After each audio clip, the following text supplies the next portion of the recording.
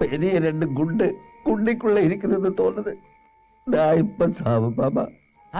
நீ சாவறது தான் நல்லது. அப்படி சொல்லாதுங்க மாமா. உங்களால தானே எனக்கு இந்த கதி வந்தது.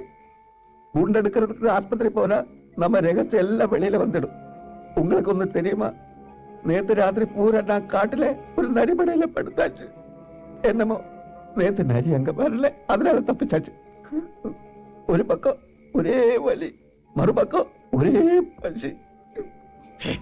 நீங்க நிக்க கூடாது, அதற்கு பெரிய ஆபத்து. இங்க இருந்து போடா. நான் எங்க போறது மாமா? காட்டுக்கு போடா மாமா. சரி, ஊரை விட்டு போயிடு. இனிமேல் மூஞ்சிலே முழிக்காது. கடவுளை, நான் எங்க போறது?